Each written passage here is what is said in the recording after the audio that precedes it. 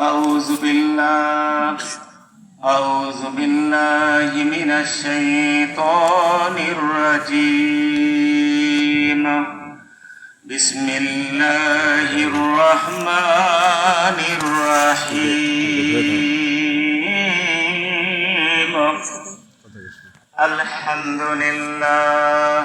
الحمد لله نحمده ونستعينه ونستغفره ونؤمن به ونتوكل عليه ونعوذ بالله من شرور أنفسنا ومن سيئات أعمالنا. من يهده الله فلا مضل له ومن يضلله فلا هادي له. وأشهد أن لا إله إلا الله وحده لا شريك له. ونشهد أن سيدنا وسندنا وحبيبنا ومولانا محمد صلى الله عليه وعلى آله وأصحابه وأزواجه وأهل بيته أجمعين. فقد قال الله تعالى في كلامه المجيد والفرقانه الحميد. أعوذ بالله من الشيطان الرجيم. بسم الله الرحمن الرحيم.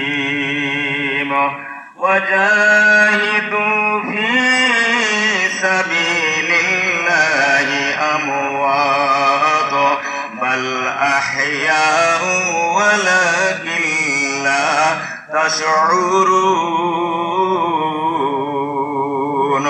إلى آخر آيات. قال رسول الله صلى الله عليه وسلم للذين محبتهما موصوف النذات من العذاب أليم. متفق عليه رواه البخاري. إن الله وملائكته يصلون على النبي يا أيها الذين آمنوا صلوا عليه وسلموا تسليما. اللهم صل على سيدنا محمد وعلى آل سيدنا سيدنا محمد. اللهم صل على سيدنا مولانا محمد وعلى آل سيدنا سيدنا محمد. আল্লাহ তোমায় শরণ করি নূর নবীকে। আল্লাহ তোমায় শরণ করি নূর নবীকে। তোমার কথায় শরণ করি ওলিয়ে মুর্শিদাকে। আল্লাহুম্মা সাল্লি আলা সাইয়্যিদিনা মাওলানা মুহাম্মদ ওয়া আলা আলি সাইয়্যিদিনা সাফিয়ানা মুহাম্মদ। আল্লাহ তোমার ছয় ফেরেশতা ইউসুফে ছয় মুকামে। আল্লাহ তোমার এই ওষুধে ছয় মোকামে তুমি আসো দিল কাবাতে আজ দরুদ ভেজি একসাথে আল্লাহুম্মা সাল্লি আলা সাইয়্যিদিনা মাওলানা মুহাম্মদ ওয়া আলা আলি সাইয়্যিদিনা হাবিবিনা মুহাম্মদ দিনের নবী আল্লাহর শোনে বড় জোরে করেন মেরাজ দিনের নবী আল্লাহর শোনে বড় জোরে করেন মেরাজ ওই মেরাজে করতে বলেন তার উম্মত গুনকে দিবারাত আল্লাহুম্মা সাল্লি আলা সাইয়্যিদিনা মাওলানা মুহাম্মদ ওয়া আলা আলি সাইয়্যিদিনা শাফিঈনা মুহাম্মদ সুবহানাল্লাহ ওয়ালহামদুলিল্লাহ লা ইলাহা ইল্লাল্লাহ সুবহানাল্লাহ ওয়ালহামদুলিল্লাহ লা ইলাহা ইল্লাল্লাহ সবাই সবার লিখে বই না কেন আমরা যে যেখানে আছি সেখান থেকে আল্লাহ দরুদ দিয়ে তেলাওয়াত করবেন না সুবহানাল্লাহ ওয়ালহামদুলিল্লাহ লা ইলাহা ইল্লাল্লাহ সুবহানাল্লাহ ওয়ালহামদুলিল্লাহ লা ইলাহা ইল্লাল্লাহ সুবহানাল্লাহ ওয়ালহামদুলিল্লাহ লা ইলাহা ইল্লাল্লাহ লা ইলাহা ইল্লাল্লাহ লা ইলাহা ইল্লাল্লাহ লা ইলাহা ইল্লাল্লাহ লা ইলাহা ইল্লাল্লাহ লা ইলাহা ইল্লাল্লাহ ইল্লাল্লাহু ইল্লাল্লাহ লা ইলাহা ইল্লাল্লাহ ইল্লাল্লাহু ইল্লাল্লাহ লা ইলাহা ইল্লাল্লাহ লা ইলাহা ইল্লাল্লাহ লা ইলাহা ইল্লাল্লাহ লা ইলাহা ইল্লাল্লাহ হায়রে নামাজ রোজা সাইরনা হায়রে নামাজ রোজা সাইরনা তোমার মা বাবার খেদমত হইল না হায়রে নবীর দরুদ সাইরনা হায়রে নবীর দরুদ সাইরনা হায়রে নূর নবীকে ভুলিও না লা ইলাহা ইল্লাল্লাহ লা ইলাহা ইল্লাল্লাহ লা ইলাহা ইল্লাল্লাহ লা ইলাহা ইল্লাল্লাহ আল্লাহ সারা মাবুদ নাই হায়রে আল্লাহ সারা মাবুদ নাই আমার নবী সারা উপায় নাই নবীর দিদার পাইতে হইলে নবীর দিদার পাইতে হইলে ওলি আল্লাহর দয়া চাই লা ইলাহা ইল্লাল্লাহ লা ইলাহা ইল্লাল্লাহ লা ইলাহা ইল্লাল্লাহ হায়রে এই কাঙালে বার কুঞ্জি ধর আল্লাহ আল্লাহ সব সময় এই কালে বার কুঞ্জি ধর আল্লাহ আল্লাহ সব সময় আহার নিতা ভালো লাগে না আহার নিতা ভালো লাগে না কোনো কিছু যে ভালো লাগে না ভালো লাগে শুধু আল্লাহ লা ইলাহা ইল্লাল্লাহ লা ইলাহা ইল্লাল্লাহ লা ইলাহা ইল্লাল্লাহ লা ইলাহা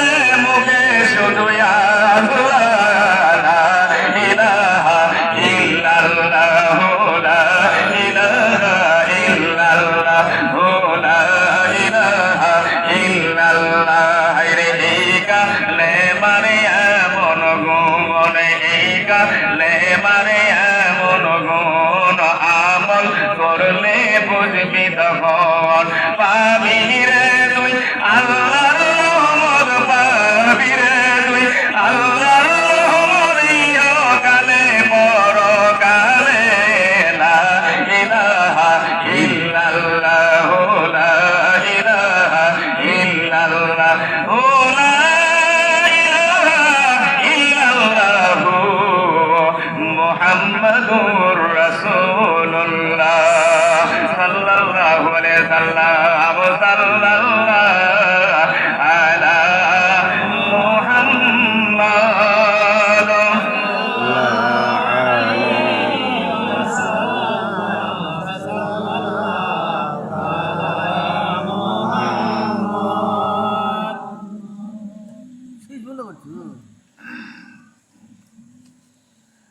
ওই দেখ মোহরমের চাঁদ উঠেছে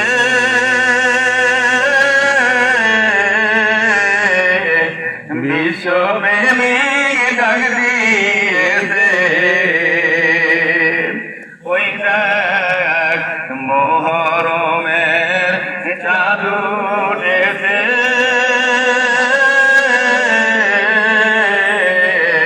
বিশ্বপ্রেমিক ডাক দিয়েছে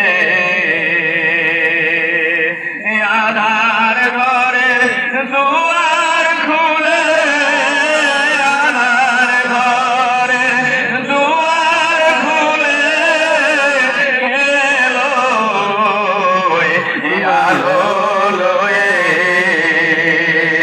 ওই মরমের জাদু উঠেছে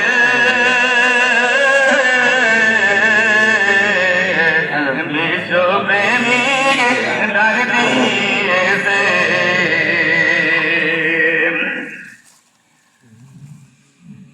মোহরমের জাদু উঠেছে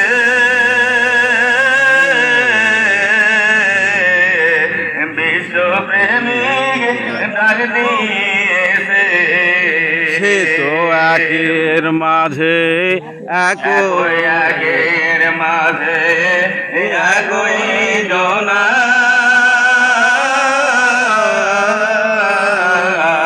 তারে প্রেমিক বিনে কেউ চিনে না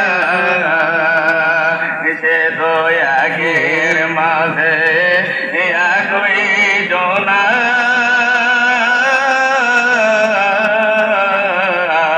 তারে প্রেমিক চিনে কেউ চিনে না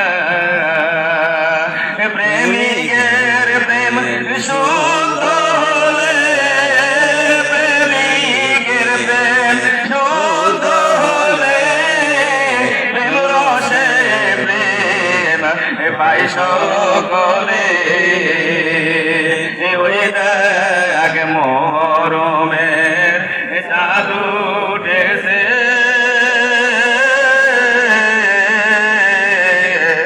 বিশ্বপ্রেমিক ডাক দিয়েছে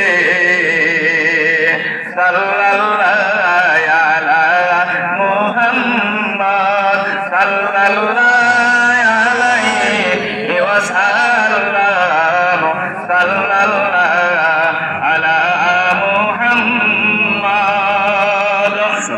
আলহামদুলিল্লাহ সকল তারই ও প্রশংসা আল্লাহ পাকের জন্য যে আল্লাহ পাক আমাদেরকে বিভিন্ন কর্ম থেকে ফারক করে এক্ষুনি এই মুহূর্তে পবিত্র মহরম মাসের 9 দিবাগত রাত্রিতে বিভিন্ন দুর্যোগপূর্ণ পরিবেশের মধ্য দিয়ে ইমানি তাগুদুর শক্তি নিয়ে সকলের স্বতঃস্ফূর্ত তাকে সাড়া দিয়ে আমরা ইমাম হাসান এবং হোসাইনকে স্মরণের মাধ্যমে রাসূল পাক সাল্লাল্লাহু আলাইহি সাল্লামের বাণী মোতাবেক আমরা আমলের মধ্যে সময়টুকু ব্যয় করবার জন্য আল্লাহর পক্ষ থেকে তৌফিক ইনায়েত পাচ্ছি।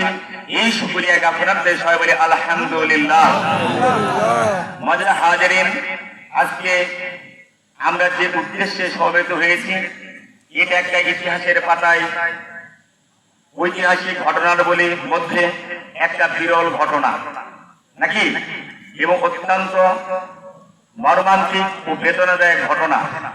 পৃথিবীতে যতই ঘটনা ঘটুক না কেন, সকল ঘটনার মধ্যে এমন একটি ঘটনা আল্লাহ পাকের ইঙ্গিতে ঘটেছে যা পৃথিবীর প্রত্যেক ইমানদার এবং মুমিন মুসলমানদের অন্তরে এবং চোখে স্মরণীয় হয়ে থাকবে। বলুন না সুবহানাল্লাহ। মুআজ্জাজ হাজিরিন, তৎসঙ্গে আমার সম্মুখে সকল শ্রোতৃবৃন্দ, জাকেরান শাকেরান, মুরিদানগণ, মুরিদান ভাই বোন এবং দিন দরদি মুসলমান মুমিন মুত্তাকি পরেজগারগণ, আজকে এই মাহফিলের যিনি সম্মানিত সভাপতি সাহেব, আলেমে দিন, বুজুর্গানে দিন, উলিয়ে কামেল সকলকে এবং তৎসঙ্গে পর্দার আড়ালে আমার মা জাতিকে সম্বোধন করে সকলকে জানায় আমার আন্তরিক প্রীতি, ভালোবাসা ও অন্তরে অন্তরস্থল থেকে আবারও সালাম। আসসালামু আলাইকুম ওয়া রাহমাতুল্লাহি ওয়া বারাকাতুহু। মুআজ্জাজ হাজিরিন, আজকে আমরা যে দিনটি উদযাপন করতে আসছি, আমরা একে সকলেই বলি কি মুহররমের বা আশুরার দিন। কিসের দিন বলি? আশুরার দিন আমরা উদযাপন করার জন্য আসছি। এই আশুরার দিনকে কেন্দ্র করে আজকে কিন্তু ইতিহাসের পাতায় আমাদের মাথায় কালেমা, আমাদের মুখের কালেমা আর মাথায় টুপি পরিধান করার সুযোগটুকু আল্লাহ দান করেছেন। বলুন না সুবহানাল্লাহ।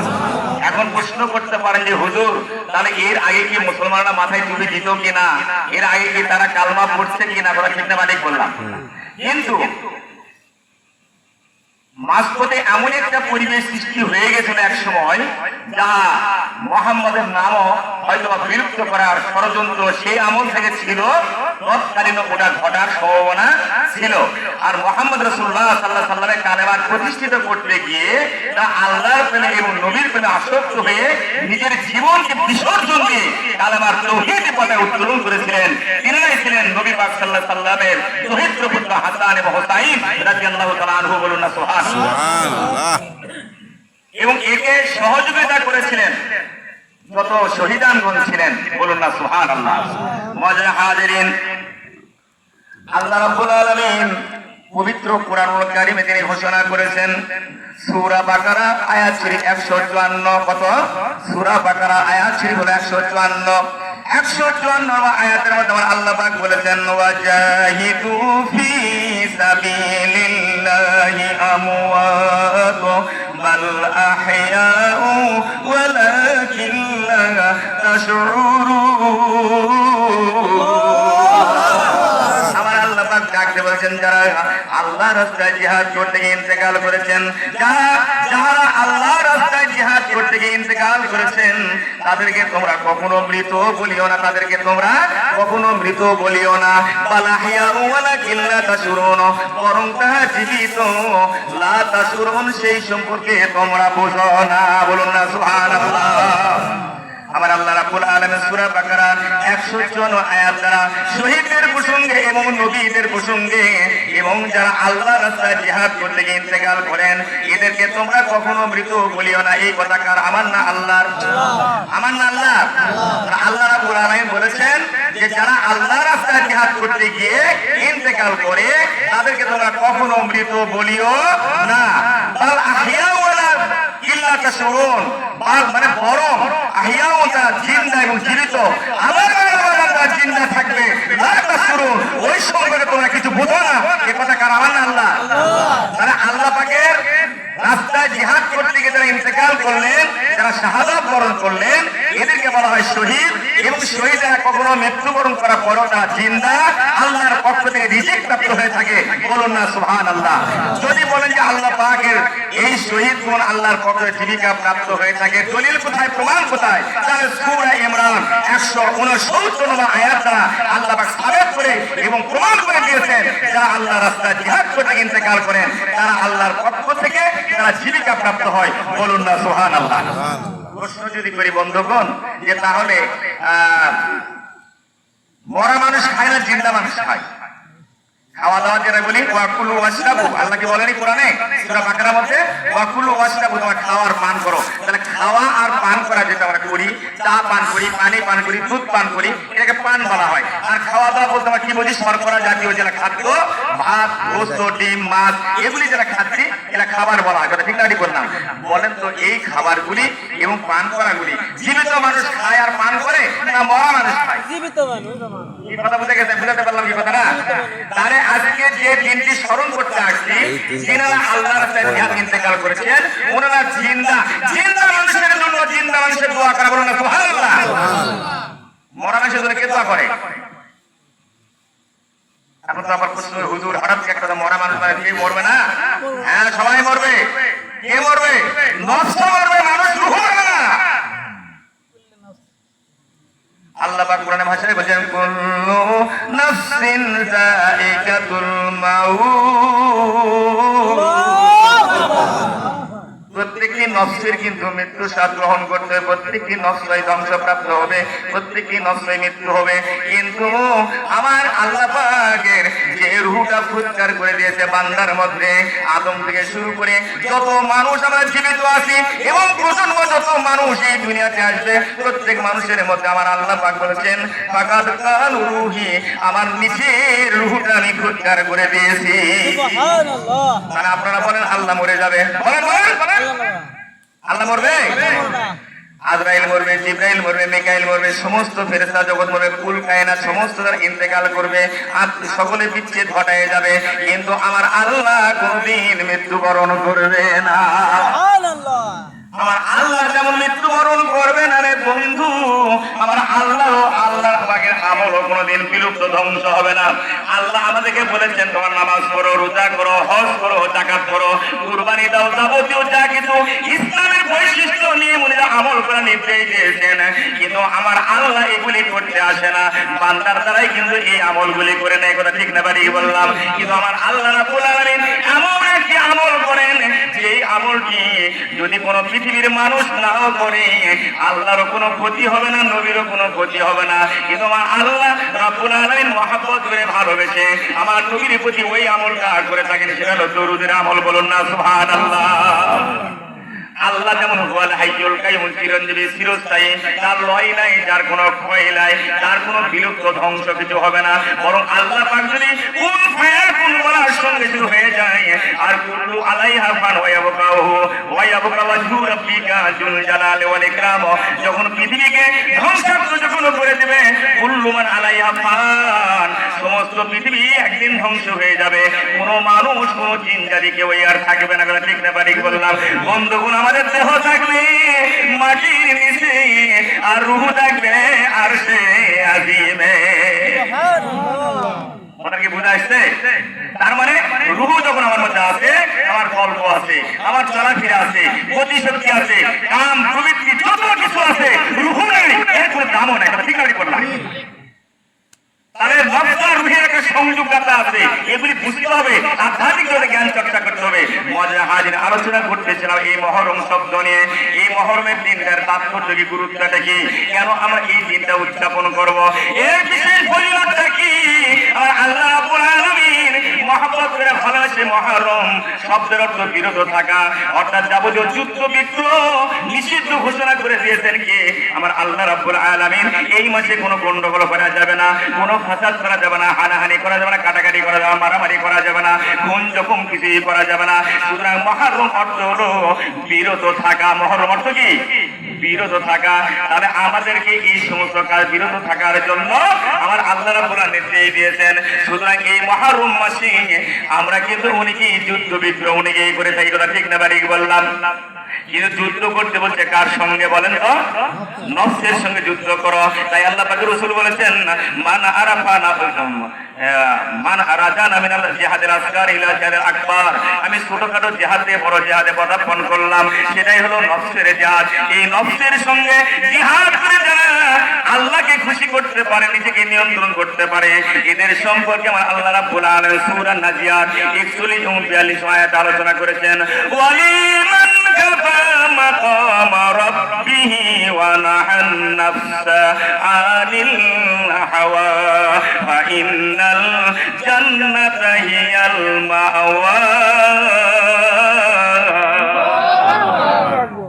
যে ব্যক্তি স্বীয় প্রতিপালকের সম্মুখে দ্বন্দ্বায়মান হওয়ার সম্মুখে ভীতি সন্ত্রস্ত হয় এবং নিজের নফসের কুপ্রবৃত্তিকে দমন করার জন্য যারা কঠোর যারা পরিশ্রম করে যারা সাধনা করে আল্লাহ পাক বলেছেন এদের জন্য আমি সুসংবাদ প্রদান করলাম ইয়া নামক একটা জান্নাত দান করব বলুন না সুবহানাল্লাহ এখানে নামাজের গল্প নাই রোজার গল্প নাই হজের গল্প নাই যাকাতের গল্প নাই নফসের কুপ্রবৃত্তিকে দমন করতে যারা পারবে আল্লাহ পাক বলে হেকে আমি ওই বান্দাকে বা ওই বান্দিকে ইয়া নামক জান্নাত আমি আল্লাহ দান করব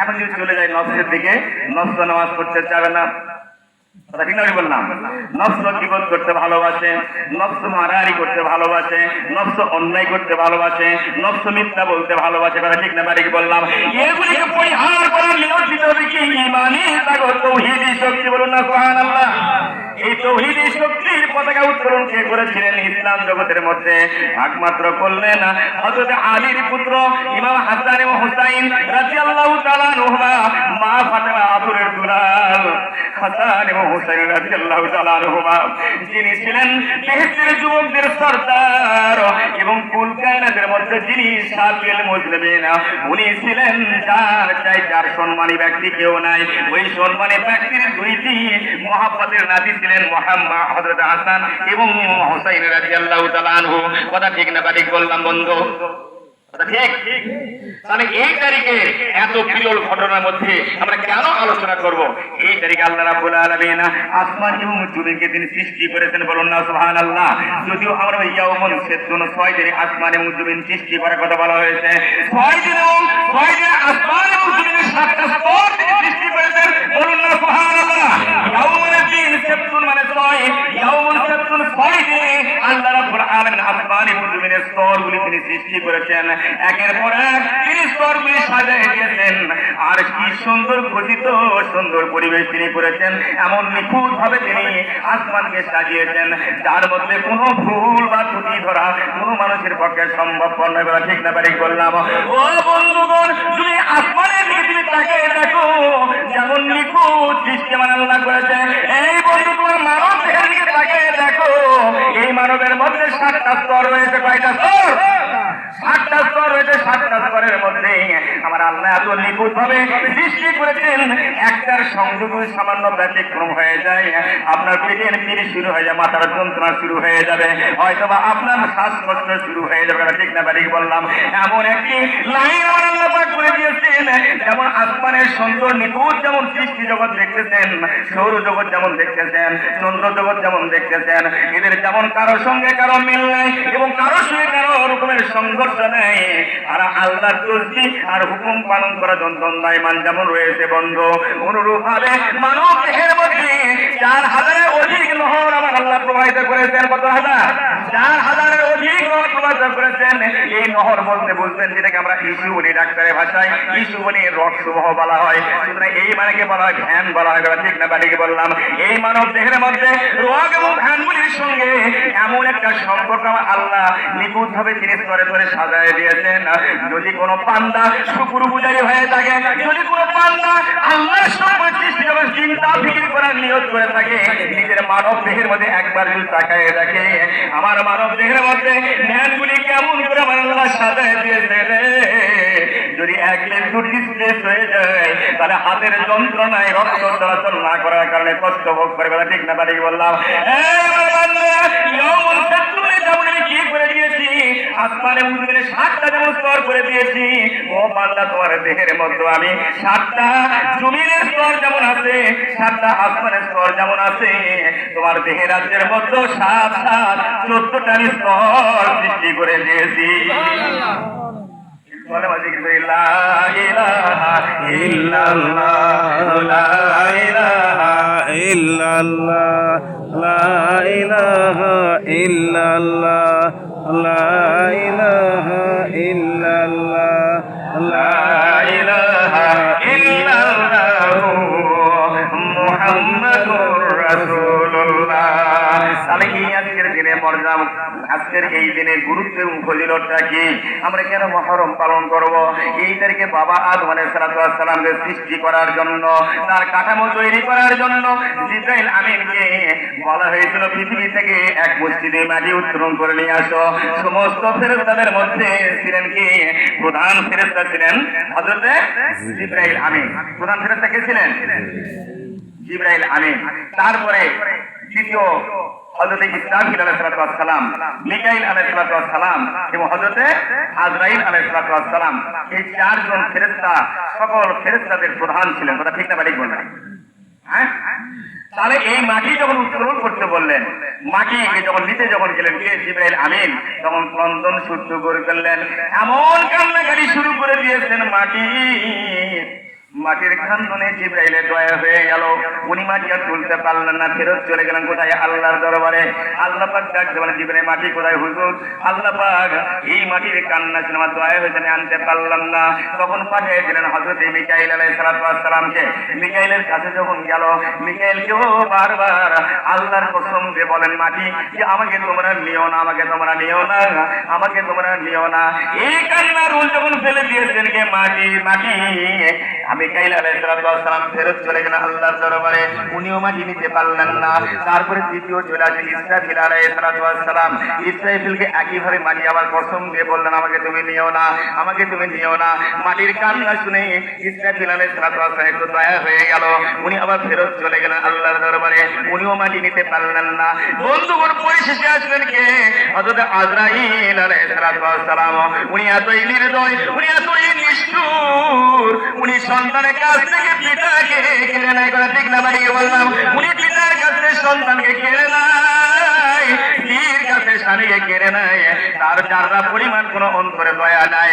এমন একজন ব্যক্তি আজরাইল আলাইহিস সালাম যখন মাটির কাছে আসলো রে বন্ধু, তখন সঙ্গে সঙ্গে আজরাইল আলাইহিস সালামকে মাটি পূর্বের নাই দিন ফেরেশতা আমাকে কসম দিয়ে বললেন, ও আজরাইল তুমি আমাকে নিও না, আমাকে নিও না।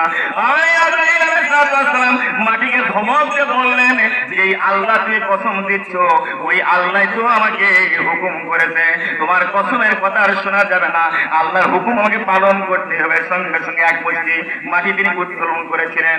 এই এক মুষ্টি মাটি বা এক চিমটি মাটির ওজন ছিল 48.5 মণ। আর এই মাটি নিয়ে গেল সালসালিন কাল ফাখার, কঠিন মৃত্তিকা ঠনঠনে মাটি নিয়ে গেলেন, যার প্রমাণ দিয়েছেন সূরা রহমানের মধ্যে। বলুন না সুবহানাল্লাহ। এই ঠনঠনে মাটি দ্বারা যখন নিয়ে গেলেন, এই সৃষ্টির প্রথম দিনই ছিল আশুরার মহরমের 10ই মহরমের দিন। বলুন না সুবহানাল্লাহ। কেন আমরা এই দিনটা উদযাপন করব বন্ধু? এই দিনে এত গুরুত্ব কেন, এত ফজিলত কেন? এই দিনে আমার আল্লাহ রাব্বুল আলামিন আদমকে সৃষ্টি করার জন্য প্রথম দিনে মাটি উত্তোলন করে নিলেন আজরাইলের মাধ্যম দিয়ে। আর এই আজরাইলের মাধ্যম দিয়ে মাটি নেওয়ার পরে শুকনা মাটি তো আর ডাইস করা যায় না। যেমন শুকনা আটা হাজার যদি লাড়াচাড়া করে হাতেই ভরবে, কিন্তু কখনোই খামির করা সম্ভবপর হবে না। আমার শুকনা আটা যেমন হাতে নাড়াচাড়া করলে হাতে ভরতে পারে, কিন্তু কোনোদিন খামির করা সম্ভবপর হবে না, নরম করা সম্ভবপর হবে না। নরম বা খামির না করলে ওকে রুটিও বানা যাবে না, রূপান্তর করা যাবে। আমার আল্লাহ পাক বললেন, তাহলে একটু পানি মিশ্রিত করে দাও। বলুন না সুবহানাল্লাহ। তাই তাফসীর কাকা বর্ণনা করেছেন, সালসালিন কাল ফাখার। ওই ঠনঠনে মাটিটা শুধু ঠনঠনে মাটি ছিল না, পানি মিশ্রিত ঠনঠনে মাটি দ্বারা আদমের কাঠামো আমার আল্লাহ পাক 10ই মুহররম তারিখে সৃষ্টি করেছেন। বলুন না সুবহানাল্লাহ। ও বন্ধুগণ, শুধু তাই নয়, ঈসা আলাইহিস সালামকে আল্লাহ রাব্বুল আলামিন এই 10ই মুহররম তারিখে আকাশে উত্তোলন করে নিয়েছেন। হযরত নূহ আলাইহিস সালামের যে যে প্লাবন হয়েছিল, ওই প্লাবনের দিনটা ছিল মুহররম চাঁদের 10ই তারিখে, এবং যত বিপদে উদ্ধার লাভ করেছিলেন সেটাও ছিল 10ই মুহররম তারিখ। বলুন না সুবহানাল্লাহ। ও বন্ধু, শুধু তাই নয়, মুসা আলাইহিস সালাম ফিরআউনের সঙ্গে যুদ্ধ করে নীল দরিয়া যখন পার হয়েছিল, ওটাও ছিল 10ই মুহররম তারিখের দিন। বলুন না সুবহানাল্লাহ। ও বন্ধুগণ, শুধু তাই নয়, হযরত হাওয়া এবং আদমের মিলনের যে দিনটা ছিল আরাফাতের ময়দানে, এটাও ছিল কি মুহররমের 10ই মুহররম তারিখ। বলুন না সুবহানাল্লাহ। ও বন্ধুগণ, বন্ধুগণ, এতগুলি গুরুত্বপূর্ণ আলোচনা আমার আল্লাহ পাক বছর মহরমের তারিখে তিনি উদ্ঘাটন করেছেন এবং ঘটনাগুলি এমন ভাবে তিনি ঘটায় দিয়েছেন যেগুলি তারা পৃথিবীর মধ্যে ইতিহাসের মধ্যে বিরল হিসেবে চিহ্নিত করে রেখেছেন, যার মর্যাদা আমার আল্লাহ রাব্বুল আলামিন দীর্ঘগুণ দিয়েছেন। শুধু তাই নয়, এই মাসের 10 তারিখে আখিরে জামানার পয়গম্বর আদরের দুলাল দহিত পুত্র হাসান এবং হোসেনকে কারবালা প্রান্তরে ইয়াজিদ দ্বারা কর্তৃক বা শহীদ করা হয়েছিল। কথা ঠিক না বাড়ি বললাম? ও বন্ধুগণ, যদি বলি আমি তো ইয়াজিদ শহীদ করলো না, মুয়াবিয়া করলো না, কে করলো চোখে দেখিনি, কথা ঠিক না বাড়ি বললাম? কিন্তু আমাদের বিশ্বাস থাকা লাগবে যে এই কথাগুলি পূর্বপুরুষের কাছ থেকে ইতিহাসের পাতায় লিখিত স্বর্ণ করে আসতেছে। কুরআন ও হাদিসের আলোকে যা পাওয়া যায় এগুলি তারা প্রমাণ করে দেখা যায় এটা মিথ্যা নয়, এরা সত্য ঘটনা। বলুন না সুবহানাল্লাহ। বন্ধুগণ, এই ইতিহাসের পাতায় মুহররমকে কেন্দ্র করে কেন এত আলোচনা করা হলো, এই দিনে বা কেন ইমাম হাসান এবং হোসেন শাহাদত বরণ করলেন? ওনারা কোনদিন আল্লাহর কাছে বলেন নাই, হে আল্লাহ আমাদের বিপদ তুমি উদ্ধার করে দাও, আমাদের শত্রুরা আমাদের আক্রমণ করেছে, শত্রু হাতে রক্ষা করো। এ কথা ইমাম হোসেন কোনদিন বলেননি। উনি একটা কথা বলেছেন, আমার অদৃষ্টে যাহা লেখা আছে রে, এটা কেউ তো পরিবর্তন করতে পারবে না। সুবহানাল্লাহ। অদৃষ্টে লিখুন বুঝেন, চোখ দিয়ে লিখুন বুঝেন। এই সূরা আপনারা আলহামদুলিল্লাহ পড়েন না? আলহামদুলিল্লাহ ওয়া মালাইকাতিহি ওয়া কুতুবিহি ওয়া রাসূলিহি ওয়াল ইয়াউমিল আখির ওয়া কাদরিহি ওয়া খাইরিহি ওয়া শাররিহি মিনাল্লাহি তাআলা ওয়াল বাতিল বাদাল মাউত। তাহলে কি না? আমি ঈমান আনয়ন করলাম আল্লাহর প্রতি, আমি ঈমান আনয়ন করলাম আল্লাহ তাআলা নাযিল করা কিতাবের প্রতি, আমি ঈমান আনয়ন করলাম আল্লাহর ফেরেশতা জগতের প্রতি। ফেরেশতা দেখেছেন আপনারা? ঈমান আনেছেন না আনেন? তাহলে ফেরেশতা দেখেনি, ঈমান আনা সহজ হয়ে গেছে। আল্লাহ দেখেনি, আল্লাহর প্রতি ঈমান আনা সহজ হয়ে গেছে। আল্লাহর কিতাব যে কেমন করে নাযিল হলো এরাও সহজকে দেখেনি। বিশ্বাস তো আমাদের জন্য কি সহজ হচ্ছে কিনা? হচ্ছে কিনা?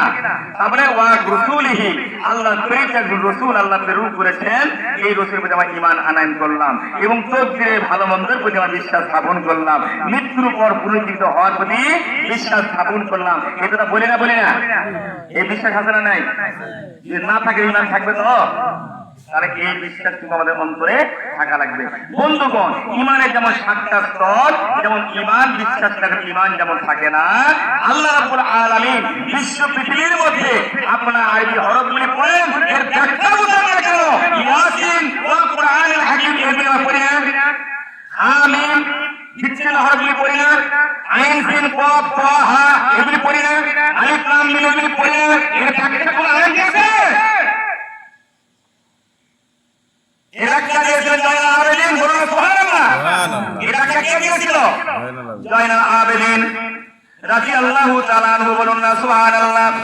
যখন ইমাম হোসেনকে ষড়যন্ত্রকে মারার জন্য তার আগে প্রক্রিয়া চলছিল অন্যভাবে, মুয়াবিয়ার পুত্র ইয়াজিদের নাম সকলেই শুনেছি।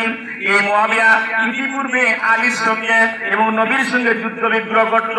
দেশকে কেন্দ্র করে আলী রাদিয়াল্লাহু তাআলা আনহু বীর বিক্রমে যখন যুদ্ধ যখন শুরু করে দিয়েছিল, এমন পর্যায়ে পড়ে গেল মুয়াবিয়া আর শক্তিতে গোলাতে পারে না। সঙ্গে সঙ্গে তিনি কোরআন তিনি লটকায় দিয়েছিলেন। আমি তেলওয়ার ইতিহাসের পাতায় দাখিল সেকশন আমাদের ইতিহাস দিয়ে পড়ানো হয়েছিল। বর্তমান ক্লাসে এই সাবজেক্ট গুলি আর পড়ানো হয় না। কারণটা কি? মানুষ ইসলাম থেকে অনেক দূরে সরে চলে যাচ্ছে। ঠিক না ঠিক বললাম?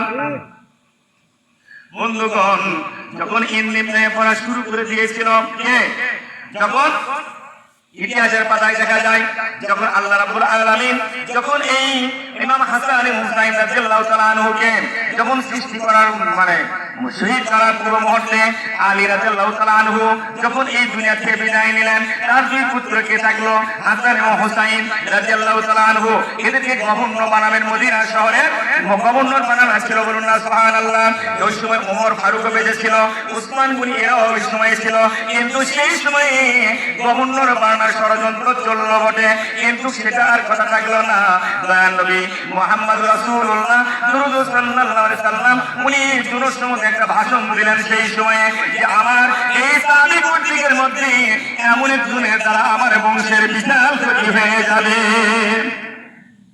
ইতিহাস যদি আপনারা পড়েন না কেন, যখন এই ক্ষতির কথা শুনলো সকল সাহেব আশ্চর্য হয়ে গেল, আল্লাহ আমার দ্বারা যদি নবীর বংশের কোনো ক্ষতি হয়ে যায় তাহলে আমি কি করবো, এটা করা সম্ভবপর নয়। মুআবিয়া আগে থেকে চিন্তা করলো, উনি অত্যন্ত জ্ঞানী এবং বিচক্ষণ ছিলেন। যখন তিনি ধর্ম যখন গ্রহণ করলেন তখন ওই জায়গাতে তিনি কি করলেন, আল্লাহ পাকের নবী তাকে ওই দেশের এই দায়িত্ব অর্পণ করে দিলেন, শাসন কার্য নিযুক্ত করে দিলেন, তুমি এই দেশ পরিচালনা করো। কিন্তু মুআবিয়ার পুত্র ইয়াজিদ হওয়ার আগে তখন চিন্তা করলো, আমি এমন একটা কাজ করব আমার দ্বারা কোনো বংশ না আসে, এই বংশের দ্বারা নবীর যদি কোনো ক্ষতি হয়ে যায় এটা আমি মুআবিয়া সহ্য করতে পারবো না। নবীর যদি চুল পরিমাণ কোনো ক্ষতি হয় আমি মুআবিয়া সহ্য করতে পারবো না। এই মুআবিয়ার এই নিয়তটা ছিল সহি এবং সঠিক নিয়তটা ছিল, কিন্তু আল্লাহ পাক তাকে একটা রূপ দান করলেন, ওই রূপের কারণে বিবাহ করা বিশেষ তার প্রয়োজন পড়ে গেল। উনি চিন্তা করলেন এমন একটা মহিলাকে বিবাহ করবো এই মহিলার দ্বারা যেন কোনো সন্তান প্রজন্ম দেওয়ার শক্তি তার না থাকে। কিন্তু আল্লাহ পাকের কুদরত, ওই 80 বছরের বৃদ্ধা মহিলার গর্ভে একটা সন্তান জন্মগ্রহণ করলো, তার নাম রাখা হয়েছিল ইয়াজিদ। আমার কথা বুঝে আসছে বাবা না ওয়াজ বাদ দেব? যেহেতু আজকে মহরমের দিন উদযাপন আসলে আমরা মূল কারণটা আমাদের উচিত কথা ঠিক নাকি বললাম, যাকে স্মরণ করলে আল্লাহ রাসূল বলেছেন লিল্লাযিনা মুহাব্বাতুহুমা মাউযুবুন নাজাত মিন আযাবুন আলীম, যারা আমার দুই ইমামকে ভক্তি ও শ্রদ্ধার সহিত যারা স্মরণ করবে দুজকের আগুনে স্পর্শ করবে না। যখন ইমাম মুআবিয়া যখন বললেন যে বিবাহ করলেন 80 বছরের মেয়েকে, তারপরে আল্লাহ পাক তার গর্ভে একটা সন্তান দান করলেন যার নাম রাখা হলো ইয়াজিদ। ইয়াজিদ কিন্তু অত্যন্ত জ্ঞানী বিচক্ষণ ছিলেন। ইসলাম ধর্মের এমন কিছু নিয়ম নাই যে তার জানা নাই, কিন্তু একটা জিনিস তার মধ্যে নফসের একটা প্রবৃত্তি তার মধ্যে দেখা দিল। কি দিল? নফসের একটা প্রবৃত্তি দেখা দিল। এই বংশের মধ্যে একজন ছিলেন, ইমামের বংশের মধ্যে ছিলেন একজন আল্লাহ পাকের নবীর কি বলে হযরত হোসাইন, হযরত হাসান এবং হোসাইনের ভাই ছিল আব্দুর রহমান। আব্দুর রহমানের স্ত্রীটা ছিল অত্যন্ত সুন্দর, অতীব সুন্দরী মহিলা ছিলেন, অত্যন্ত ধার্মিক এবং ন্যায়পরায়ণ ছিলেন, অত্যন্ত সুশ্রী এবং অত্যন্ত কঠিন সুন্দর ছিলেন, যার নাম ছিল বিবি জয়নব। এই জয়নবকে ইয়াজিদ দেখতে পেলো। কি দেখতে পেলো? ইয়াজিদ দেখতে পেল, তখন তার আকর্ষণ বাড়লো ওই মহিলাকে বিবাহ করব, কিন্তু তার যেহেতু স্বামী আছে, স্বামী থেকে অবস্থায় তাকে বিবাহ করা কেমন সম্ভবপর হবে? এই জন্য তিনি ইসলামের শরিয়া বিধান ঠিক ছিলেন। উনি তখন কৌশলকে আব্দুর রহমানকে ডেকে পাঠালেন, দুধ দ্বারা কাছে ডাকার পরে যখন ডাকলেন বললেন জি তোমার স্ত্রীকে তুমি তালাক দিয়ে দাও, তোমাকে এই হবে যে স্বর্ণ দেওয়া হবে, অমুক রাজ্য লিখে দেওয়া হবে। আব্দুর রহমান বললেন ভাইজান আপনি কি কথা বলতেছেন, আমার স্ত্রী এত ধার্মিক নাই পরায়ণ, আমি গরিব মানুষ, কিন্তু আমার স্ত্রীকে তো আমি তালাক দিতে পারবো না। কিন্তু শেষ পর্যন্ত তখন একটা ইয়াজিদ কৌশল উদ্ভাবন করলো, আমার একটাই বোন আছে, এই বোন আপনাকে মনে মনে পছন্দ করে, যদি আপনি তাকে বিবাহ না করেন আমার বোনটা গলায় দড়িতে মারা যাবে, অত বিষ খেয়ে মারা যাবে। আপনি তো আপনার স্ত্রীকে তালাক দেন, আমার বোনকে বিবাহ করলে এই রাজ্যের অর্ধেক সম্পদ তোমাকে লিখে দেওয়া হবে। এক পর্যায়ে কখনই আব্দুর রহমান যখন গ্রহণ করলেন না প্রস্তাব, তাকে জোরপূর্বক ভাবে তাকে কি করা হলো, তালাকের কাগজে সই করে নেওয়া হলো। তখন এই তালাকের কাগজ পাওয়ার পরে বিবাহ এখন করা শরীয়ত সম্মত হবে কিনা বলেন? বর্তমান জামানার মৌলবীদের মধ্যে কিন্তু এই ধরনের ঘটনা প্রায় ঘটতেই আছে। মূল খারাপ করলেন নাকি? নাই নাই, ওই দেড় খালি দিয়া হিলা করে তাদের লেছ গপ্পা আছে নাই? যাই হোক, এইরকম একটা প্রক্রিয়া, এই হিলা করার প্রক্রিয়াগুলো বুঝতে হবে কোথা থেকে এর মূল উৎপত্তি, কিভাবে এই নিয়মটা চালু হয়ে আসতেছে এবং কে এটাকে গ্রহণ করলো আর কে এটাকে বর্জন করলো চিনতে হবে। কথা ঠিক না? এটাকে বর্জন করলেন তখন ইমাম হাসান রাহমাতুল্লাহ রাদিয়াল্লাহু তাআলা আনহু এইটার শাসন কার্যভারীকে অর্পণ করবে বটে। মুআবিয়া চিন্তা করেছিল যে আমার ছেলে যে দুষ্টামি বুদ্ধি শুরু হয়ে গেছে, একে রাজ্য যদি দিয়ে দেই তাহলে আমার এটা রক্ষা করবে না, অতএব রাসূলের আওলাদকে আমি এই রাজ্যটা দিয়ে চলে যাব। এই মন্তব্য করতেই ইয়াজিদ যখন বুঝতে পারলেন যে সত্যিকার অর্থেই এটাকে আবার গ্রহণ করে নিলে পরে আমার তো বিপদ এসে যাবে, আমার রাজ্য থাকবে না, এই কৌশল করে হাসানকে মারার জন্য পরিকল্পনা করলেন। আর মারার জন্য পরিকল্পনা যখন করলেন ইতিপূর্বে তখন এই প্রস্তাব দিলেন ওই জয়নবের কাছে, একটা দূত মারফত। দূতটা ছিল অত্যন্ত, যদিও ইয়াজিদের পক্ষে একদম বাহক বা মাধ্যম, উনি অত্যন্ত ন্যায় বিচারক ছিলেন। উনি আসতেছেন, বলছে ভাইজান কোথায় যাচ্ছেন? বলে এরকম আব্দুর রহমানের স্ত্রীকে তালাক দিতে আব্দুর রহমান, আর ওনার স্ত্রীকে বিবাহ করার জন্য ইয়াজিদ প্রস্তাব দিয়েছে, আমি প্রস্তাবটা নিয়ে তার কাছে যাচ্ছি। হাসান রাদিয়াল্লাহু তাআলা আনহু অত্যন্ত জ্ঞানী ও বিচক্ষণ ছিলেন। উনি বারবার তখন চিন্তা করলেন, হায় হায়, এরা কেমন করে হতে পারে? আমাদের বংশের লোকেরা মানে না হাদি ঘটাবে ইয়াজিদ, এটা কখনোই হতে পারে না।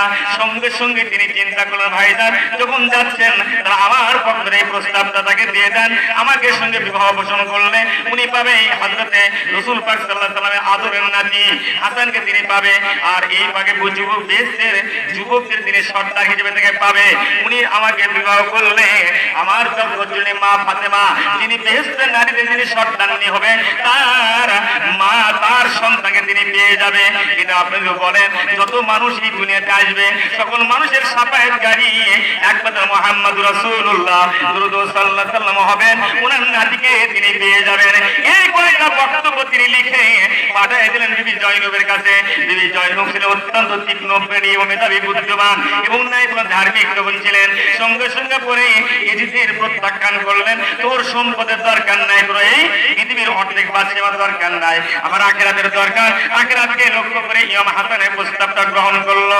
এই সংবাদ যেমনিতে শুনলেন ওই ইয়াজিদ সঙ্গে সঙ্গে হাসানকে মারার পরিকল্পনা শুরু করে দিল। দূর সম্পর্কে তখন একটা সম্পর্ক হলো, বিবি জায়দার সঙ্গে সম্পর্ক করলো। হাসানে এক নয় দুই নয় তিনটা স্ত্রী আল্লাহ পাক তাকে দান করেছিলেন, বলুন না সুবহানাল্লাহ। এই তিনটা স্ত্রীর মধ্যে দ্বিতীয় নম্বর স্ত্রী ছিলেন জায়দা। এই জায়দার সঙ্গে একটা ময়মুনা কুটনিক পাঠিয়ে দিল, রূপ দুর্বি সুন্দরী করে খেজুরের মধ্যে বিষ মাখায় দিলেন। খাওয়ার পর উনি ছটফট করতে লাগলেন। আল্লাহ পাকের নবীর দহিত পুত্র হাসান ও হাসান রাদিয়াল্লাহু তাআলা আনহু দৌড়ে চলেন নানার মাজারের পাশে। এই যখন রওজার পাশে চলে গেলেন, যায় তখন নানাকে আবেদন করলেন, নানা আমার এই অবস্থা, আল্লাহ পাকের কুদরতি তার বৃষ্টিয়া নষ্ট হয়ে গেল, বলুন না সুবহানাল্লাহ। ওলিদের মাজারে গেলে উনিকে তিরস্কার করে, ওলির মাজার কেন তোমার যাওয়ারে বলো শিরক হয়ে যায়। ওই আল্লাহর বন্ধুর দরবারে গেলে ওই আল্লাহ খুশি হয়ে তার অনেক বিপদ আমার আল্লাহ মুক্ত করে দেয়। সুবহানাল্লাহ। যদি কারো বিশ্বাস না হয়, নাও হতে পারে, আমার বলার কিছু যায় আসে না বন্ধু। হাসান রাদিয়াল্লাহু তাআলা আনহুকে আবার তিনি মধুর সঙ্গে বিষ পান করায় দিলেন, এটাও তিনি সহ্য করলেন। তারপর পেটের জ্বালা যন্ত্রণা শুরু হয়ে গেল। আবার তিনি দৌড়ে চলে গেলেন নানার রওজা মোবারকের পাশে দাঁড়িয়ে গেলেন, নানার কাছে বারবার আবেদন করে।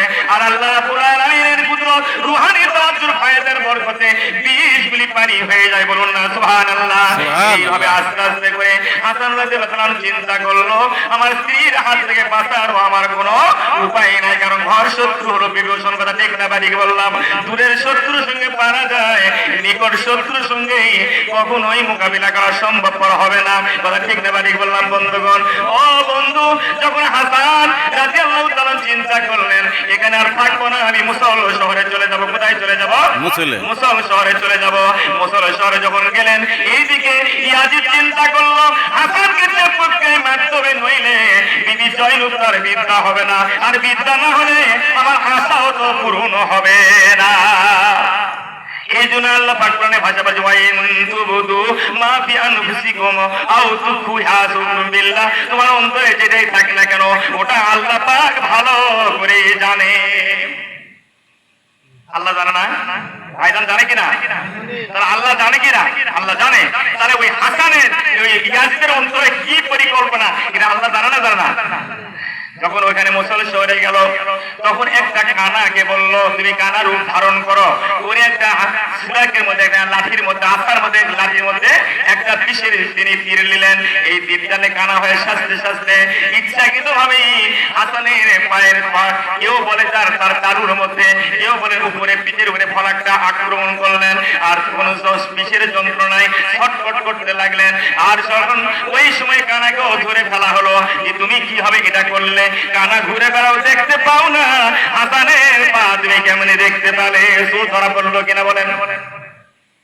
ওই জায়গাতে কানারও কঠিন শাস্তি হয়ে গেল।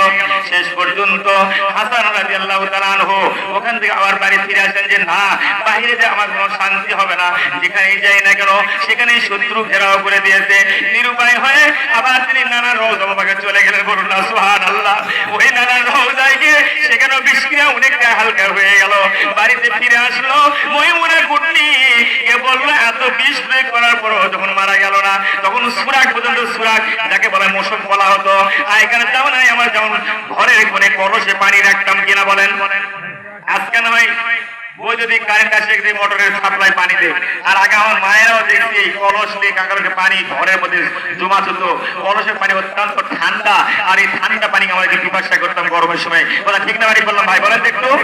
বন্ধুগণ, এই কলসের পানির মধ্যে, সুরাকের মধ্যে ওই পানির মধ্যে বিষ লাগাই দিল, কঠিন তীক্ষ্ণ বিষ। ওই বিষ যখন পান করাই দিল, তখন হাসান রাদিয়াল্লাহু তাআলা আনহুর আস্তে আস্তে মানে শরীরটা আস্তে আস্তে সবুজ বর্ণ ধারণ করলো। কি বর্ণ ধারণ করলো? নীল বা সবুজ বর্ণ ধারণ করলো। আর এই সবুজ বর্ণ ধারণ করার সঙ্গে সঙ্গে বিষের যন্ত্রণায় তিনি কাঁদতে শুরু করলেন। এই অবস্থা হুসাইন রাদিয়াল্লাহু তাআলা দেখতে পেলেন। হুসাইন রাদিয়াল্লাহু তাআলা দৌড়ে এসে বলছে, ভাইজান এত বড় দুর্ঘটনা কে করেছে? আল্লাহর কসম আপনি বলুন, আমি তার প্রতিশোধ এখনই গ্রহণ করব। হুসাইন ছিলেন একটু রুক্ষ মেজাজে, রাগান্বিত একটু ছিলেন। আর হযরতে হাসান ছিলেন অত্যন্ত মাটির মানুষ। বলুন না সুবহানাল্লাহ। তাই হযরতে হাসানকেই আল্লাহ রাসূল দাদা বলে সম্বোধন করেছিল। একটা প্রবাদ বলল, হাসান হলো আমার দাদা আর হুসাইন হলো আমার বাবা। এখন এই কথা বলি, তারপরে মন্তব্য করে এই কথা বলার কারণটা কি? এর মধ্যে একটা গুরু তত্ত্ব রহস্য ভেদ লুকায়িত আছে। কেন ওনাকে বাবা বললো আর কেন ওনাকে দাদা বললো, এর মধ্যে একটা রহস্য আছে। এই পাঁচ পাঞ্জাতনের ভেদ সম্পর্কে যারা জানে না, এরা জানে আল্লাহর ওলিগুণ, এরা জানে আল্লাহ ওয়াল হক্কানি ওলি আল্লাহর গুণ। যাদের ভেদ তত্ত্ব জানলে আল্লাহ কোনো পুস্তকের বাকি থাকে না। বলুন সুবহানাল্লাহ। মজার হাজিরিন, যখন এই জায়গাতে হাসান রাদিয়াল্লাহু তাআলা আনহুকে এই কথা যখন বললেন, তখন দৌড়ে চলে আসলো। বলছে, ভাই আমি আর হব না, এর প্রতিশোধ তোমার নেওয়ার দরকার নাই, আল্লাহ এর বিচার করবে। তিনি ইন্তেকাল করলেন। ইন্না লিল্লাহি ওয়া ইন্না ইলাইহি রাজিউন। ঠিক না বললাম? এই জন্য হাসান রাদিয়াল্লাহু তাআলা মৃত্যুর সময় বলল, ভাইজান আমার একটা ছেলে আছে আলী কাসেম, এই আলী কাসেমকে দিয়ে তোমার সকিনার মেয়েকে বিবাহ দিবে। এই বলে যখন বিবাহের বন্ধন আবদ্ধ করার কথা বললো, ইনদিন টাইমে তখন আল্লাহ পাকের নবী মুহাম্মদ রাসূলুল্লাহ সাল্লাল্লাহু আলাইহি ওয়াসাল্লাম আর উনি দুনিয়াতে নাই। তখন ইমাম হোসেনকে কৌশল করে বিভিন্ন প্রক্রিয়া করে নিয়ে যাওয়ার চেষ্টা করলো। এর পূর্বে চলে গেলেন তার চাচাতো ভাই মুসলিম কুফা নগরে, তিনি চলে গেলেন। বন্ধুগণ, ওখানে যাওয়ার পরে তিনি ধর্মের আলোচনা করতে লাগলেন। ইয়াজিদের কিছু লোক এখানে ইসলাম ধর্ম কবুল করা শুরু করে দিল, কালেমা করে আর তারা মুসলমান হয়ে যায়। মুসলিমের কথা শুনে সকলে পাগলের নাই তখন আমল করা শুরু করলো। কিন্তু এদের যখন চাপ সৃষ্টি হয়ে গেল, কেউ বলেন 30,000, কেউ বলেন 40,000 মুসলিমের কাছে বায়াত আবদ্ধ হলো। তারাই বায়াত আবদ্ধ হলো, তারাই আবার মুসলিমকে মারার জন্য চিন্তা করলো। কার চাপে? ইয়েজিদের চাপে। নইলে তুই বরদান থাকবে না, তোকে সব কিছু দেওয়া সব বন্ধ। এই যে একটা ধমক দিতে ইমান আর থাকে, ওই ইমান ছুটে গেল। মুসলিমের দুই ছেলে ছিল, অত্যন্ত সুন্দর। এদেরকে হচ্ছে, আমি লম্বা ঘটনা শুনতে জানেন, কারণ আমিও অসুস্থ ভাই, কারণ এই জন্যই এই ডায়রিয়া হওয়ার পর 15-20 দিন থেকে এখনো বাইরে থেকে বাড়াতেই পারিনি। আর এই অসুস্থ শরীর নিয়ে কিন্তু আজকে আপনাদের কাছে আসছি। আল্লাহ পাক জানি না কার কথা কি আছে, আপনাদের নেক দোয়াই বা আল্লাহর অশেষ রহমতে এই অসুস্থ শরীরের কথা মুখ শুকাই যাচ্ছে বারবার। কারণ এই ডায়রিয়া হওয়ার পর প্রাণ উস্তাগ হতে হয়ে গেছে এই পরিস্থিতি। কিন্তু আল্লাহ হয়তো আমাদের মাঝে রাখবে বলেই এটা নিয়ে আসছে, না তকদিরে লেখা, তাই আসতে পারছি। এই জন্য আমি দীর্ঘ সময় আজকে আলোচনা আপনাদের সাথে করতে পারবো না, তবে যতটুকু আলোচনা করছি মূল কথাগুলি জানিয়ে নিয়ে আসবো এবং আপনাদের জন্য খাস করে দোয়া করব। আমিও আপনাদের দোয়া কামনা করব, এটা আমার মনের আশাটুকু নিয়ে আজকে এখানে আসছি। আর বিশেষভাবে এই আজকের দিনটা উদযাপন করলে আপনারা জানা থাকবেন দুদকের আগুন স্পর্শ করবে না। বলুন না সুবহানাল্লাহ। যারা উনি দূরে বসে আছেন থাকতে পারেন, আমি একটা উদাহরণ দেই। যদিও মনে করেন যে আমরা দূর থেকে অনেক কথাই হুজুরের শুনতেছি, এই আমল করলে যথেষ্ট এনাফ হয়ে যাবে, কিন্তু আজকে একটা উদাহরণ নিয়ে যান। একটা মুরগির পেটের মধ্যে যদি 10টা ডিম দেন, আর এই 10টা ডিম শুধু ঠিক মতন মুরগির পেটের মধ্যে থাকে, পাখাতে ঝাপতে থাকে, আর ওইখানে যদি উষুম পায়, বলেন তো বাচ্চা ফুটার থাকে বা না ফুটার কোনো অবকাশ থাকে? ফুটারি অবকাশ থাকে না, ফুটার কোনো অবকাশ থাকে না, তার মানে বাচ্চা ফুটে যায়। কিন্তু বলেন তো পাখার বাইরে যে ডিমগুলি থাকে, এই ডিম কি কোনোদিন চেষ্টা করলে কি বাচ্চা হবে না ঘর গলা হবে? কোনটা বলেন? ডিমের উপরে কভার কিন্তু ঠিকই আছে বন্ধু, কিন্তু ভিতরে তো আর কিছু নাই। পোকা লাগলে এমন দুর্গন্ধ সৃষ্টি হয়ে যায়, কাছে তারার মতো আর কোনো পরিবেশ থাকে না। ঠিক না দাঁড়িয়ে বললাম ও বন্ধুগণ, যারা ধর্মীয় অনুষ্ঠানের মধ্যে যোগাযোগ না করে দূর থেকে যতই তোমরা বাহাদুরি করো না কেন, ওই মুরগির ডিমের মতো বাইরে ঘর ভরায় তোমরা খাইবে, তোমাদের ইমানি বাচ্চা দেহের মধ্যে ফুটবে না। কথা বোঝা গেছে? তাই মনে রবি বলে জামানা সবাতে মাউলিয়া বেহরান সরসালে তাদ বেরিয়ান। 100 বছর ধরে বেরিয়া ইবাদত বন্দি করলে যে সওয়াব পাওয়া যায়, আল্লাহর ওলির দরবারে কিছুক্ষণের জন্য অবস্থান করলে ওই সওয়াবটুকু ওই বান্দার আমলনামায় আমার আল্লাহ পাক লিখে দেয়। মজার হাজিরিন, এইভাবে যখন মুসলিমের 2 পুত্রকে হত্যা করা হলো, হারেস বলে একটা লোক ছিল। হিন্দুকে পুরা গল্প যদি শুনতে চান তাহলে লম্বা ঘটনা দেওয়া লাগবে। ওই সময় হাজরতে মুসলিমের 2 পুত্র পুরা নদীর কিনারে জমা করে পুড়ে তাকে সাঙ্গ করা হয়েছিল। শেষ পর্যন্ত ইয়াজিদের কাছে যখন কাল্লাটা নিয়ে গেল, তখন বললো তোকে আনতে বলেছিলাম জিন্দা, আর তুমি কেন তুমি কাল্লা কেটে নিয়ে আসলে? এর বিপরীত শাস্তি দিল, একেও তোমরা কতল করো। আর এই হারেসকে পুরা নদীর কিনারায় সেই সময় আগুন দিয়ে পোড়া হয়, আর হিন্দু শাস্ত্রের মতে ওখান থেকে পোড়ার নিয়ম চালু হয়ে যায়। হুজুর আমার হিন্দু শাস্ত্রের গল্প করলেন, এবার সব শাস্ত্রে জানা লাগবে। ঠিক আছে বললাম মনে হাজেন এখান থেকে চলে আসলো। শেষ পর্যন্ত মুসলিমকে একটা খত পেয়ে পারি ইমামের কাছে, ভাইজান এখানে খুব ভালো পরিবেশে চলে আসেন, কিন্তু এই চিঠিটা আর পৌঁছাতে দেন না। যেভাবে হোক একটা ছিনে এলেন, ইমাম হোসেন রাদিয়াল্লাহু তাআলা অত্র গল্প যেতে লাগলেন। আর তার পূর্ব আভাস দিয়েছিলেন তার দ্বারা যে যেখানে তোমার ঘোড়ার পা টিপে যাবে, রক্তের ফোঁটা বের হয়ে যাবে, গাছে যখন তুমি কূপ দিবে, আটার পরিবর্তে ওইখানে রক্তের ফোঁটা তুমি দেখবে। তুমি জেনে রাখো ওখানেই তোমার শেষ নিদান হবে। কে বলেছে এই কথা? না না, হযরত সালমা রাদিয়াল্লাহু তাআলা আনহা, ওনার থেকে হাদিসের বর্ণনা পাওয়া যায়, যখন এক মুষ্টি মাটি যখন নিয়ে আসলো, শিশির মধ্যে রাখা হয়েছিল, তখন মাটি যখন তিনি লাল দেখলেন রে বন্ধু, উনি তখন চিন্তা করলেন নবীর 2 দরিদ্র পুত্র জগতে থাকবে না। ইনারা ছিলেন আধ্যাত্মিক জগতের মানুষ, জ্ঞানপিপাসু মানুষ ছিলেন। শেষ পর্যন্ত করলেন কি, আমার ইমাম হোসেনকে নিয়ে গেলেন আল্লাহর প্রান্তরে। এদের বাহারে বায়াত গুণ ছিলেন 70 থেকে 72 জন, আর ওই এজিদের লোক ছিল লোকাধিক। সেইখানে যখন এখানে নিয়ে যাওয়া হলো, পানি বন্ধ করে দেওয়া হলো। এই জন্য জয়নাল আবেদিন যখন তিনি খুতবা যখন দিলেন, যখন তিনি আলোচনা যখন করতেন, পানি পান করার সময় বাবার কথা বারবার তিনি মনে করছেন, ও আল্লাহ আমার বাবা পানি বিহনে দুনিয়াতে বিদায় নিয়েছে, আমার ভাইয়েরা আলী আসর তীরে আঘাতে দুনিয়াতে বিদায় নিয়েছে, আমার ভাই আলী আকবর তিনি পানির পিপাসায় ছটফট করেছে, ও আল্লাহ আলী কাশিম ভাই তিনি দুনিয়াতে বিদায় নিয়েছেন, যত শহীদান পানি বিহনে তারা ইন্তেকাল করেছেন। তাই জয়নাল আবেদিন যখন তিনি পানি পান করতেন, চোখের পানি ছেড়ে দিয়ে কাঁদতেন। উনিকে জিজ্ঞাসা করলো, হে আল্লাহর হে ইমাম সাহেব আপনি কেন এত কাঁদলেন? আমি কাঁদছি এই কারণে মহরম মাস যখন উপস্থিত হয়ে যায়, আমার কলিজার মধ্যে আঘাত লাগে, আমার বাবার কথা মনে পড়ে যায়, আমার ভাইয়ের কথা মনে পড়ে যায়, আমার আহলে পরিবারের কথা মনে পড়ে যায়। ওদেরকে পানি বিহনে যে কষ্ট দিয়েছে, আমি ওই পানি থেকে খেয়াল করে পানি আমি আর পান করি না। সুবহানাল্লাহ। এই জন্য মহরম মাস উপস্থিত হলে পানি যখন পান করবেন, যদিও পিপাসার কারণে খেতেই হবে, আমাদের জীবন বাঁচা নাকি, পানি অপর নাম হলো জীবন।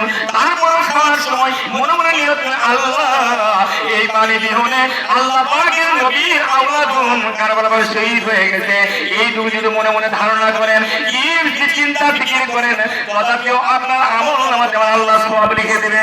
বলুন না সুবহানাল্লাহ। বন্ধুগণ এখান থেকে চলে আসলো কে?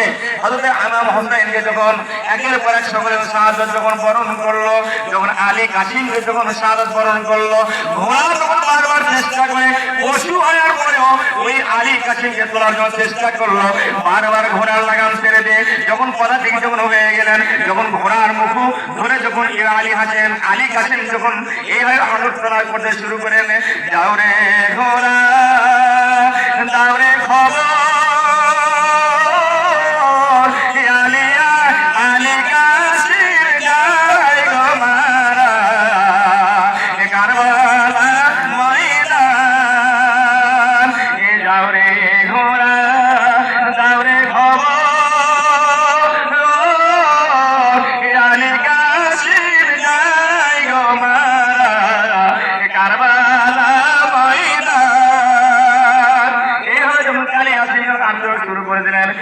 চোখের পানি ছেড়ে দিয়ে খেমার মধ্যে ঢুকে পড়লেন পর্দার মধ্যে। তখন বলছেন যে আর এখানে নাই, ইমাম হোসেন তো এই চলে গেলেন, হাজি তাকে কুড়ে করে নিয়ে চলে আসলেন বাড়ির মধ্যে। উনি চিন্তা করলো আর যখন থেকেই নাই, আমাকে যুদ্ধের শাস্তি হবে। সাহারাবারও তার স্ত্রীকে অর্ডার করলেন, আমাকে যুদ্ধের পোশাকগুলি পরিধান করে দেওয়া হোক, আমাকে যুদ্ধের তরবারি দেওয়া হোক। সকলে কিমার মধ্যে কান্নার উঠে দিয়ে গেল, আর কোনো সমস্যা নেই। যদি ইমাম হোসেন শহীদ হয়ে যায়, আমাদের আহলে পরিবারের কে ইজ্জতের এই হেফাজত করবে? চিন্তা বিহির করতে লাগলেন। ইমাম হোসেন হাত তুলে আশা ফরিয়াদ করে, হে আল্লাহ, আমার জন্য আমি কোনো চিন্তা করি নাই, তবে আমার আহলে বায়াতকে আপনি হেফাজত পূরণ করুন না। সুবহানাল্লাহ। বন্ধুগণ সেখান থেকে চলে আসলো ইমাম হোসেন যুদ্ধের ময়দানে গেলেন। একের পর এক কাফেরদেরকে জাহান্নামে পড়াতে শুরু করলেন। এক নয় দুই নয়, এক এক করে তিনবার তিনি ফুরাত নদীর কিনারে নেমে পড়লেন। তারপরে অঞ্জলি জল হাতে তুললেন, মুখে দিতে গেলেন। ইউসুফ পুত্রের কথা মনে পড়ে গেল। তারপরে চলে গেল আকবরের কথা, তারপরে আলী আকবরের কথা, হযরত আলী কাসিমের কথা যখন মনে পড়লো, সমস্ত শহীদদের কথা যখন মনে পড়ে গেল, উনি আবার হাতের পানি আবার তিনি ফুরাত নদীর মধ্যে ফেলে দিলেন। এইভাবে এক এক করে তিনবার যখন গেলেন, কাফেররা চিন্তা করলো হোসাইন আর দুনিয়া থাকবে না, কারণ এই পানি যদি পান করতো আমাদের কোনো সৈনিক তার সামনে টিকতে পারত না। শেষ পর্যন্ত চতুর্দিকে কাফেররা ঘেরাও করে ইমাম হোসেনকে তীর মারতে মারতে মাটিতে শোয়াই দিলেন। ওই সময় তিনি খুতবা দিয়েছিলেন। জুমার দিন ছিল ওই তারিখে, বহু আলেম ওলামা এখানে আছেন, জুমার দিন ছিল বন্ধ। ওই সময় তিনি 2 রাকাত নামাজ পড়ার জন্য তিনি আবেদন করেছিলেন। বলেছিল, হে সিমত, তুমি তো আমাকে একবার সুযোগ দাও 2 রাকাত নামাজ পড়ার জন্য। আমি হুসাইন ওয়াদা করলাম রে, আমি তোকে জান্নাতে নিয়ে যাব। মাটির সাধনা কাকে বলে একটু বোঝার চেষ্টা করুন। মাটির সাধনা কাকে বলে? আমরা যদি কিছু করে প্রতিশোধ দেওয়ার জন্য আগুন জ্বলে, তারা ঠিক না বাড়ি বললাম। ওই জায়গাতে ইমাম হোসেন প্রমাণ দিয়েছেন যে আমি এত বিপর্যয়ের মধ্যে, এত কষ্টের মধ্যেও, ওই কুঠল শত্রুকে হাতের মধ্যে পাওয়ার মধ্যেও আমি 2 রাকাত ইমামতি করার খুতবা দেওয়ার জন্য, নামাজ আদায় করার জন্য আমাকে সুযোগটুকু ওই সময় দান করেছিল। এই কারণে তাকে জান্নাতে নেওয়ার তিনি ওয়াদা করেছেন। তারা ঠিক না বাড়ি বললাম। আমরা করো ভাই, আমরা করতে চাবো? করতে চাবো না। বন্ধুরে, আজকে আসুন আমরা এমন একটি মানুষকে স্মরণ করতে আসছি।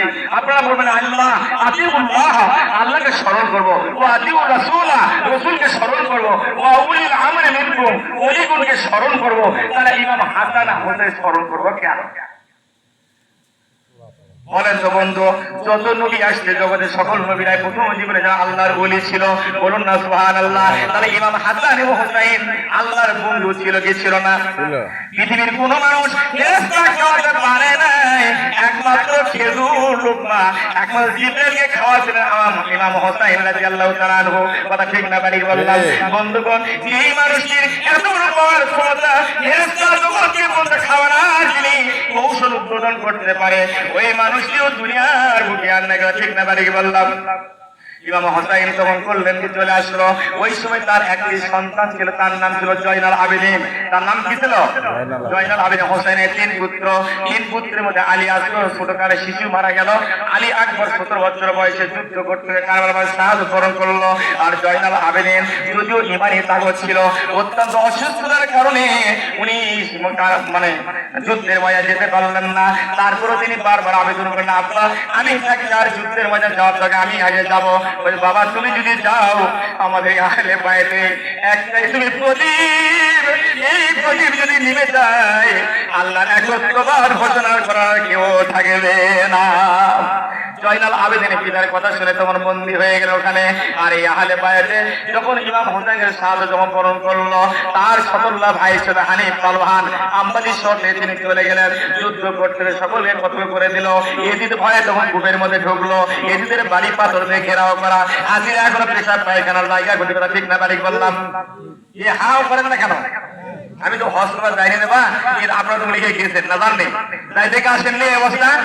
তাহলে বোঝা গেল যে আসতে গেল সে কেন ওই পাহাড়ের মধ্যে ঘোড়া সবাই আটকে গেল? এর রহস্য কি, এর ভেদ কি, এর তথ্য কি, এর কারণ কি, এগুলি উদ্ঘাটন করার জন্য আসল সাধনার পথে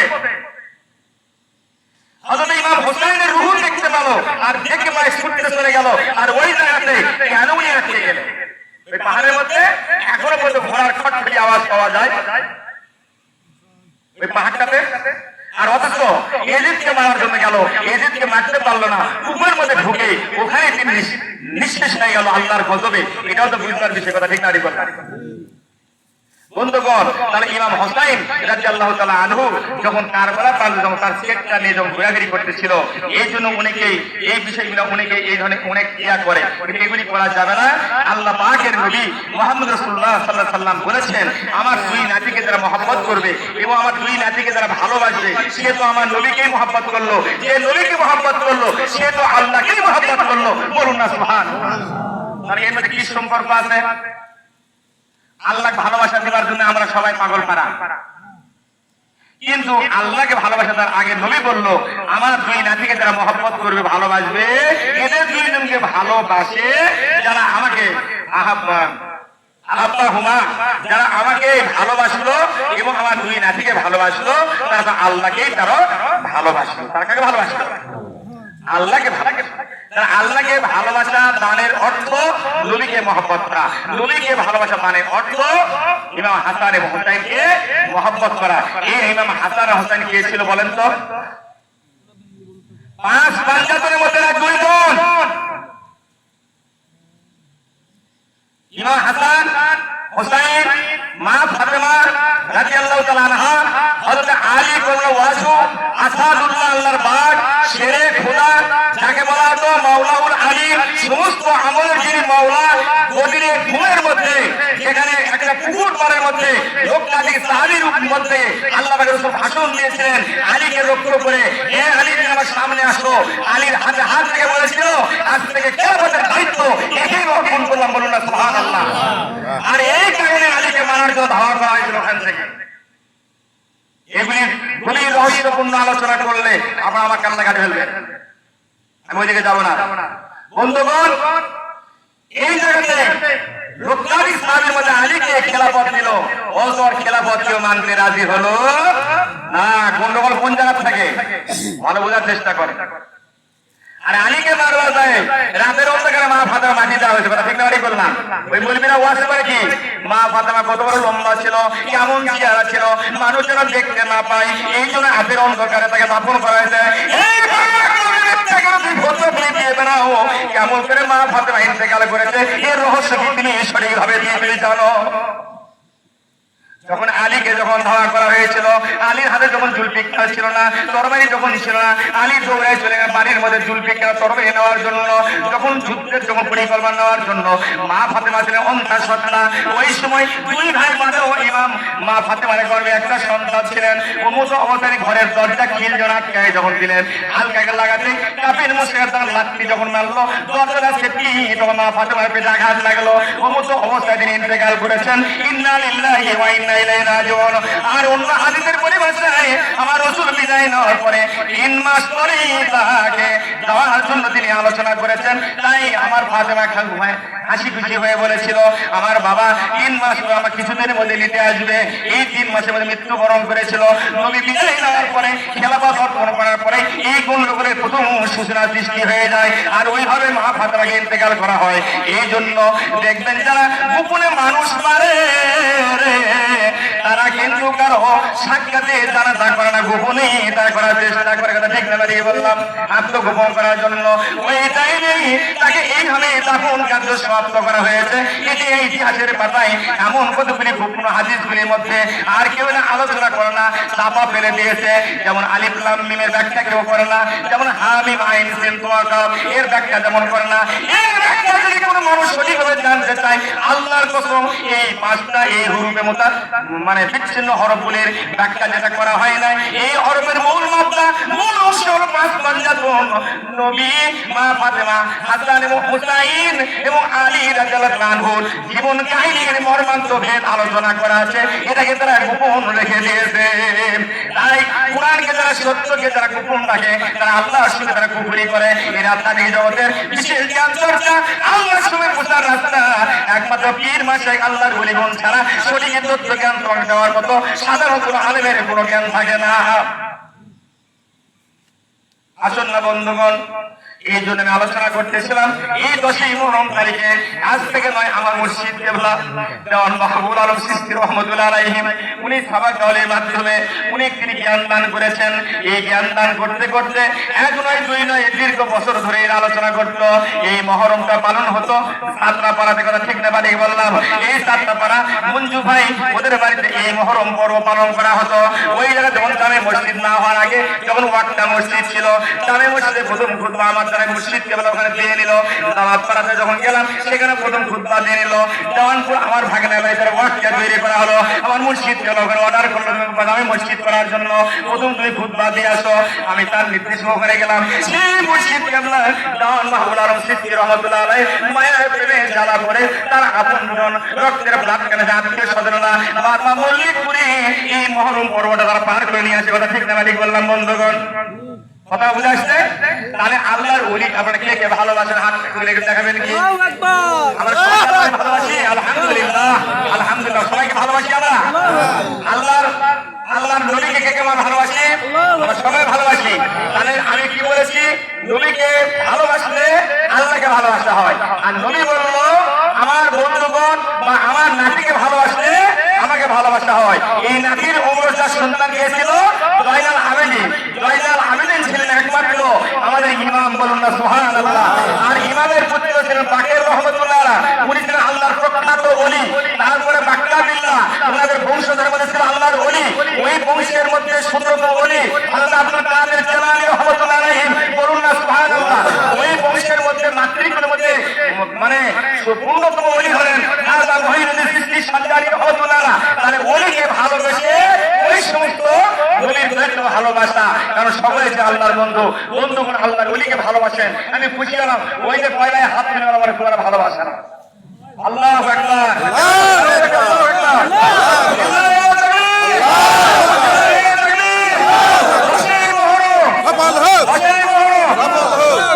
আল্লাহু আকবার। এই ওলিকে ভালোবাসেন বন্ধুগণ, তাহলে এই ওলির স্মৃতিস্বরূপ আপনারা যারা আমার বেঁচে আছি আমাদের সন্তানকে এই শিক্ষা দিয়ে যাবো, এই বাবা মা চলে গেল, তোমরা এই মহরম পর্বটা এইভাবে আমলের মাধ্যম দিয়ে তোমরা চির জাগরুক রাখার চেষ্টা করো। এই কথা বলতে পারবেন কিনা বলেন? যদি আপনার সন্তানকে জ্ঞান দেন, আমার বিশ্বাস আপনার সন্তানের জ্ঞানে জ্ঞানান্বিত হয়ে অবশ্যই এই আমলটা করবে। আর আমার যেখানে চলে যায় আর শিক্ষা কাকু না দেয়, তাহলে দেখবেন এটা পরীক্ষা করা ঠিক নাই বললাম। আল্লাহ পাক আজকে মহরম যাবে ওই মানে লক্ষ্য করে আমরা যে আলোচনার মধ্যে সময়টুকু ব্যয় করলাম, আল্লাহ পাক আমাদের সবাইকে জান্নাতের মেহমান হিসেবে আল্লাহ কবুল আর মঞ্জুর করলে আমরা সবাই বলে আমিন, আমরা সবাই বলে আমিন। আসলে দূর করে আল্লাহ